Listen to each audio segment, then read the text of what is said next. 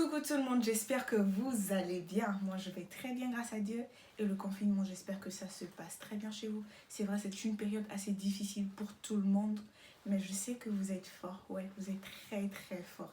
Alors je vous invite à découvrir avec moi 7 choses que vous devez faire en cette période. Oui, en cette période de confinement. Ne partez pas. Alors la première des choses que vous devez faire en cette période, c'est que vous devez dire merci à Dieu. Vous devez bénir le Seigneur pour votre vie. Vous devez bénir le Seigneur pour votre famille, pour vos amis. Vous devez être reconnaissant en cette période-ci envers Dieu.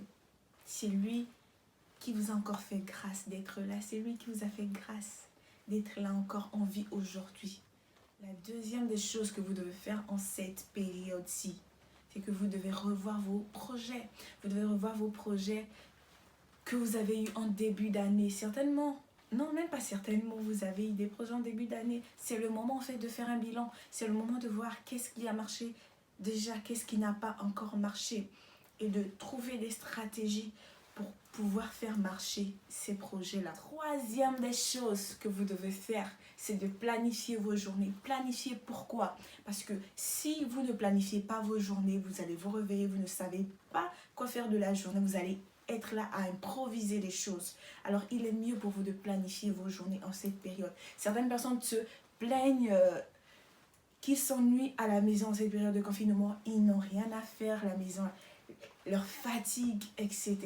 Mais moi je peux vous dire que si vous êtes actif, la maison ne peut pas vous fatiguer. Si vous travaillez sur vos projets, si vous planifiez vos journées, vous avez des choses à faire. La maison ne peut pas vous fatiguer.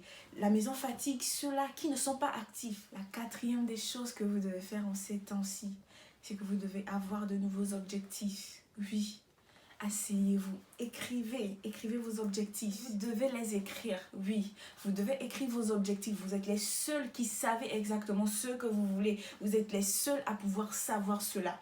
Alors écrivez-les et écrivez vos objectifs. Ne vous limitez pas, ne vous limitez pas du tout. Écrivez, peu importe l'intensité ou la puissance de l'objectif, écrivez. La cinquième chose que vous devez faire en cette période est de bien utiliser votre temps. Oui, utiliser bien son temps est quelque chose de merveilleux, est quelque chose d'important. Retenez ceci, bien gérer son temps est plus important que bien gérer son argent. Sachez cela.